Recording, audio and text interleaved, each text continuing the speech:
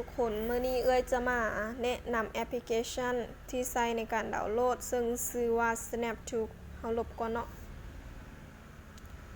มาค้นหาเลยพิมพ์คำว่า Snaptube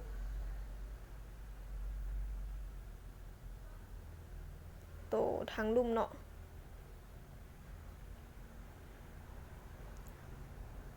จิการดาวน์โหลดเริ่มดาวน์โหลดใหม่ดาวน์โหลดเนาะจิดาวน์โหลดติดตั้ง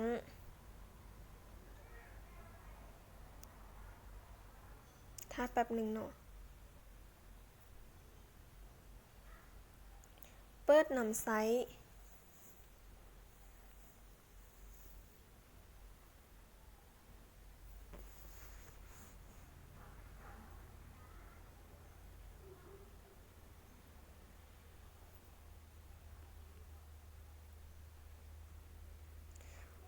ค้น5เพลงเนาะวิธีในการนำไซต์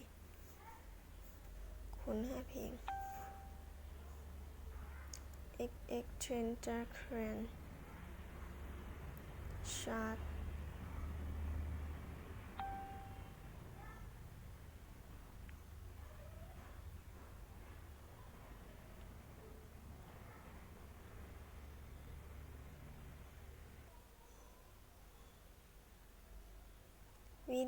วิธีในการดาวน์โหลด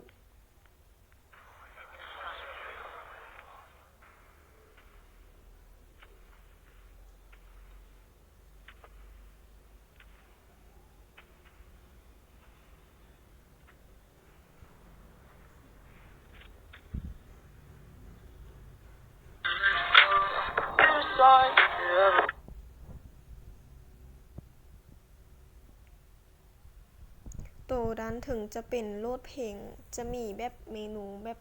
เขาจะต้องการแบบจักมิกแบบราคาเท่าไหร่ในการดาวน์โหลดส่วนตัวทางลุ่มจะเป็นวิดีโอ